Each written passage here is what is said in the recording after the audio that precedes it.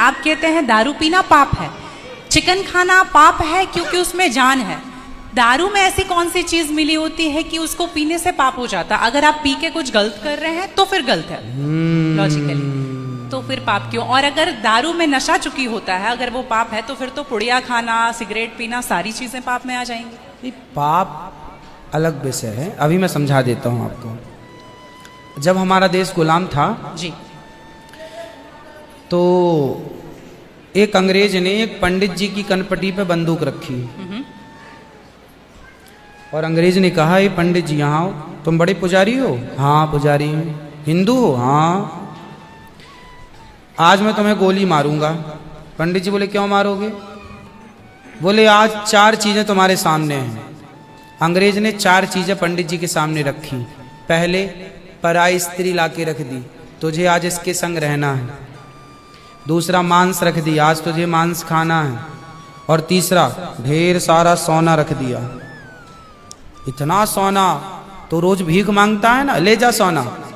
और चौथी, दारू रख दी, शराब। इन 4 में एक चीज तुझे लेनी पड़ेगी, नहीं लेगा तो गोली मारूंगा। बोल, क्या लेता है? पंडित जी बोले, पराई औरत तो मैं नहीं देख सकता, मार दो गोली मुझे, पर मैं पराई स्त्री के, मेरी माँ बहन, मेरे संस्कार ऐसे हैं कि ये मेरी माँ बहन और बेटी है, ये मैं मर जाऊंगा पर चरित्र में दाग नहीं लगने दूंगा, तो ये स्त्री तो मैं नहीं ले सकता। अब मांस भी मेरे धर्म के खिलाफ है, आप गोली मार दो, मैं ब्राह्मण हूं, मैं मर जाऊंगा पर ये धर्म नहीं छोड़ूंगा। और रहा ये सोना भी नहीं लूंगा, क्योंकि मैं भीख इसलिए बेईमानी करता तो भीख क्यों मांगता? मैं ईमानदारी से भीख मांग के खा सकता हूं, बेईमानी का करोड़ों नहीं ले सकता, इसलिए सोना भी नहीं लूंगा। हाँ, पंडित जी को लगा ये तो पानी है, दारू शराब। उनको दारू पानी लगा, ये तो पानी है। पंडित जी को बेचारों को पता नहीं था कि दारू का क्या मजा है। अब उनको लगा ये पानी है, पिएंगे निकल जाएगी। पानी समझ के पंडित जी ने बोला कि चलो, गोली कनपटी में बंदूक रखा है, चलो पी लेते हैं, अभी निकल जाएगी शाम तक। पंडित जी ने दारू पी, और जब दारू पी ली तो दारू जब पी तो नशा चढ़ा। और जब नशा शराब का जब नशा चढ़ता है तो इंसान नहीं रह जाता।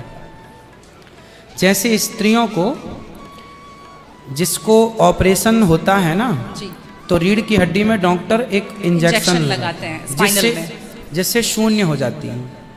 वो अंग क्या हो जाता है? कोई भी ऑपरेशन में डॉक्टर आपको शून्य कर देता है। उसी तरह शराब आपके मस्तिष्क को, आपके सोचने विचारने की क्षमता को शून्य कर देती है, माइंड को शून्य कर देती है। आप ये निर्णय नहीं ले पाते कि क्या सही है और क्या गलत है। अब पंडित जी जब नशे में झूमने लगे तो वो उस स्त्री को छेड़ने लग गए, ए यहाँ जा, नशे में। तो यही तो प्रश्न था मेरा गुरुजी कि वो नशे में ऐसा कर रहे हैं तो गलत है। अगर जो बोलते हैं हम जेंटलमैन पैक पीते हैं, हम 2 पैक पीते हैं या 3 अच्छा ये बताओ, नशे में करने लगे तो गए, वो नशा आया कहाँ से? शराब जहां से आया वही तो गलत है। नहीं तो गुरुजी, सारे फसाद की जड़ तो वही है। गुरुजी जब ज्यादा पी ले रहे हैं तो ऐसा हो रहा है, जो कम पी रहे हैं और ये कह रहे हैं कि कम पीने से ऐसा नहीं होता, आप ज्यादा हमारे यहाँ 5 महापाप गिनाए हैं शास्त्रों ने जी।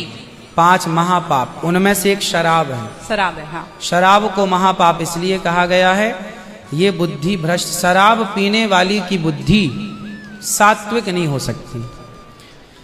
आप शराब पीजिए, आप शराब पीने वाला व्यक्ति आध्यात्मिक नहीं हो सकता। जो ईश्वर से कनेक्टिविटी है, जो हम आध्यात्म जगत की बात करते हैं, देखो आप शराब पीने के शराब लोग क्यों पीते हैं? शराब कौन पीता है? समाज में 2 किस्म के लोग होते हैं। एक वो होते हैं, जैसे मैं सात्विक हूं, आप सात्विक हैं, आप चाहते हैं कि मैं भजन करूं भगवान का, ज्यादा हाय हाय नहीं, शांत खुश भगवान के चिंतन में। एक तो इस प्रकार का आदमी है भगवत चिंतन में, वो ज्यादा खाता भी नहीं। एक आदमी कैसा है जो विषय भोगी है। शराब शरीर को गर्म करती है, शराब शरीर को गर्मी पहुंचाती है। और जो व्यक्ति भोगी होता है, जिसे भोगों को भोगना है, वो लोग शराब का उपयोग करते हैं अपने भोगों की क्षमता को बढ़ाने के लिए। अब जिसे भोग भोगना है वो तो अपनी क्षमता भोगों की बढ़ाए और शराब पिए, परंतु जिसे भगवत प्राप्ति करना हो, ईश्वर से नेह करना हो, मन लगाना हो, संत लोग एक टाइम भोजन करते हैं, 2 टाइम नहीं खाते।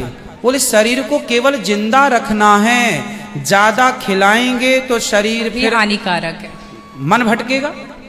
इसलिए यदि आपके अंदर ईश्वर की प्राप्ति की साधना है तो आपका आहार विहार शुद्ध अपने आप हो जाएगा।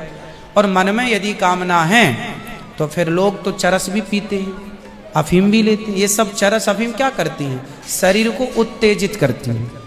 ये सब शरीर को उत्तेजित करने वाले पदार्थ हैं। तो बाकी जितने भी नशा वाली चीज हैं, हाँ। गुटखा, खैनी, दारू जो भी हैं, ये सारे फिर उतने ही इक्विवेलेंटली सब नुकसानदायक है। खैनी से कैंसर होता है, सिगरेट से लंग्स खराब होते हैं। गुल से क्या होता है गुरुजी? किससे? गुल जो करते हैं, गुल क्या होता वो है? पाउडर एक होता है ना? नहीं वो मैं जानता नहीं। चरस अफीम क्या कहते हैं? क्या है बेटा? ड्रग्स? नहीं वो ड्रग्स नहीं होता, डब्बे में आता है गुल। नहीं, वो गांव के लोग को मैंने देखा करते हुए। हाँ, तंबाकू चूना? नहीं वो मैं उसके बारे में पहली बार सुन रहा हूं, अब रिसर्च करना पड़ेगा वो चीज क्या है। मतलब कुछ भी नशीला पदार्थ देखो गलत तो गलत है, सब गलत है। सब गलत। शराब कौन सी सही है? सिगरेट कोई पिए तो कौन सा समझदार है? आप खैनी खाएं, गुटखा खाएं, अब कौन सही? इसे कौन कहे? मूर्ख ही सही कहेगा, खाने वाला ही सही कह सकता है। तो मतलब सब इक्वली उतना ही पाप है। पाप पुण्य अलग विषय हो गया। नहीं गुरुजी, आप कहते हैं कि शराब को पाप माना गया है, बाकी ये चीजों सारी को- चीज पाप के अंतर्गत है। अब सेहत खराब हो ही जाएगी। शराब के नशे को पाप माना गया है, बाकी चीजें गलत हैं। ठीक है। महापाप में शराब को लिया गया है, बाकी चीजों को गलत। सही कैसे हो सकती है खैनी और सिगरेट और बाकी चीजें? महापाप में शराब को गिना। देखो एक होता है महापाप, एक होता है पाप। जी। महापाप 5 प्रकार के हैं, पाप अनेक प्रकार के हैं। तो पाप है, गलत है, ये सब चीजें गलत हैं। शराब महापाप है। आगे ठीक है गुरुजी, मेरा लास्ट प्रश्न आपके माध्यम से ये बुलवाना है। बहुत सारे लोग खच्चर पर जाते हैं केदारनाथ, और वैष्णो देवी भी जाते हैं खच्चर पे। अगर आप देख रहे हैं तो अभी रिसेंट का वीडियोस देखे होंगे, तो उनको चरस पिला करके लेकर के लोग जा रहे हैं। किसको? खच्चर को जी। एक नाक बंद करके एक नाक से पिला रहे हैं, और आपको यहाँ पे बहुत सारे लोग एडमायर करते हैं, इवन 11 मिलियन लोग एडमायर करते हैं। अगर आप ये बोल देंगे कि आप धाम जाते हो तो जाओ, लेकिन पैदल जाओ, इनका प्रयोग मत करो, तो मेरे लिए बहुत अच्छा होगा, क्योंकि हम बहुत ज्यादा ही एनिमल लवर हैं।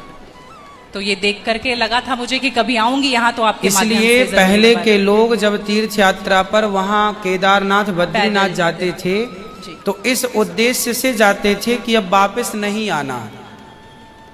पहले के लोग जाते थे इस उद्देश्य से कि अब वापस नहीं आना, वहीं भगवत धाम में चले जाएंगे। आजकल इसलिए आज के जमाने में तीर्थ इत्यादि जवानी में ही कर लो। माँ बाप को समय है, पांव हाथ चल रहे हैं तो करा दो, भजन करो मस्त जवानी में, बुढ़ापा किसने देखा। तो समय से सब कर लो, बुढ़ापे में फिर तो खच्चर ही बचेगा। तो बुढ़ापा जो देखो, बूढ़े लोग हैं जो नहीं चल पा रहे हैं पर आस्था है दर्शन की, तो वो अपने हिसाब से जाते हैं। नहीं तो गुरुजी हेलीकॉप्टर भी तो है ना? हाँ हेलीकॉप्टर का बजट सबका नहीं होता, हेलीकॉप्टर से सब नहीं जा सकते ना, उसकी टिकट ही महंगी है, 25-50 हज़ार रुपये लगता है, लाख रुपए भी लगता होगा, भगवान जाने, मुझे नहीं पता कितना लगता है। अब सामान्य आदमी कहाँ वो 50 हज़ार की टिकट कटाएगा, वो तो 1000-2000 दे के जाना चाहेगा। तो सबके अपने अपने बजट हैं, पर ये कोशिश करो कि हम अपने पाँव पर चलें, हम किसी पर बोझ ना बने। ये सही है कि हम किसी जीव को परेशान ना करें। यदि वो गधा बधा जो भी है खच्चर, वो यदि स्वस्थ है, क्योंकि हमारे यहाँ राजाओं के ज़माने में घोड़ों पर ही सवारियाँ होती थी, रथ घोड़ों के द्वारा ही चलाए जाते थे, तो उन घोड़ों का ध्यान भी रखा जाता था। पंच परमेश्वर कहानी है, जुम्मन से खलगू चौधरी, उसमें एक इक्का गाड़ी की भी कहानी है। है ना। तो उसमें बैल के द्वारा इक्का गाड़ी चलाई गई, उसका जिक्र है। तो हमारे यहाँ पहले ना जैसे किसान खेत में जोताई करते थे, जुताई जी। तो बैलों से होती बैलों थी। से होती तो बैलों को ना दिन भर जुताई में रखते थे और रात भर उनको चराते थे।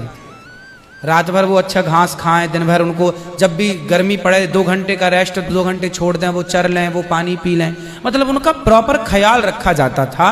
आज कुछ लोग क्या है, पैसे कमाने के लिए उनका ख्याल तो रखते नहीं है, और वो पैसे लेने के चक्कर में ना उसको भरपेट खिलाते हैं, ना उसका पानी का ध्यान, ना खाने का ध्यान, तो वो कमजोर हो जाता है, मर जाता है कई बार। वही प्रॉब्लम है गुरुजी, वो 5-5 बार चढ़ाते हैं और आने के टाइम पे पूरा पाँव टूट जैसा जाता है और फिर उसका ध्यान नहीं रखते। उसकी खिलाई पिलाई हो और एक समय होता है, यदि जवान है तो उसको उपयोग में लिया जाए, बूढ़ा है तो उसको रिटायर कर दिया जाए। अब बूढ़े गधे के ऊपर भी लोगों को बिठा कर ले जाएंगे तो एक हर व्यक्ति जानवर हो या इंसान हो, हर चीज की एक क्षमता होती है। जवानी सबके साथ होती है और बुढ़ापा भी सबके साथ होता है। जी। तो उन लोगों को भी इस बात का ख्याल रखना चाहिए। आप लोग भी अपने पांव पर चलने की कोशिश करें और कुल मिला के जीव पर कोई भी भार ना बने, जीव मात्र को हम परेशान ना करें। जी, धन्यवाद गुरुजी, थैंक यू।